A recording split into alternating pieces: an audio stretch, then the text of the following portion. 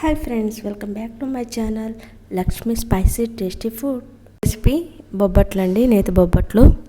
ఇలా చేసుకుంటే చాలా బాగా వస్తాయి. దీనికి మనం ఒక గిన్నెతో పచ్చిశనగపప్పు తీసుకున్నాము, వాష్ చేసుకొని అదే గిన్నెతో 2.5 వాటర్ పోసుకొని మన కుక్కర్లో ఉడికించుకోవాలి.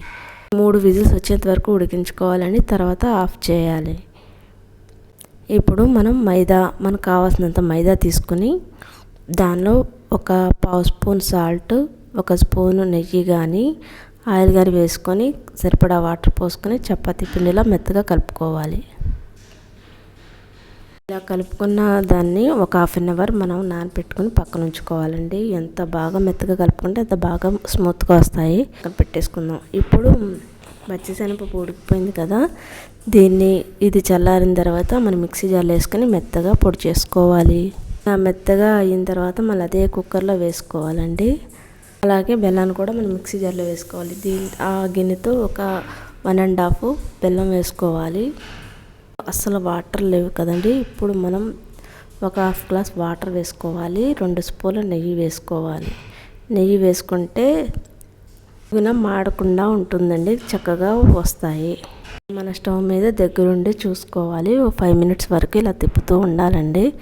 ఎంతవరకు అంటే మనం బాల్స్ వచ్చేటట్టు మనం ఇలా తిప్పుకుంటూ ఉండాలి. కరెక్ట్గా ముద్ద తీసుకుంటే మన బాల్స్ రావాలండి. అలా ఉడికించుకోవాలి.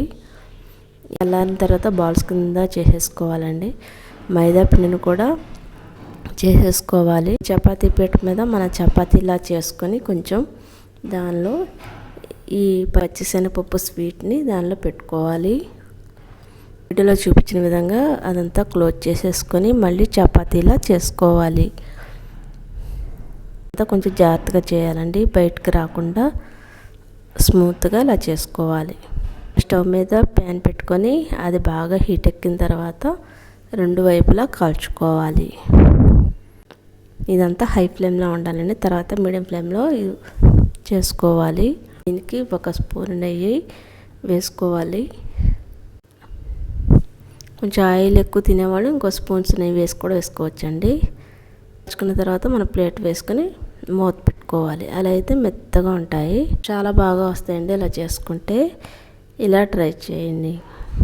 ఇలా అన్నీ చేసుకుని అన్నీ కాల్చుకొని పక్కన పెట్టుకోవాలండి.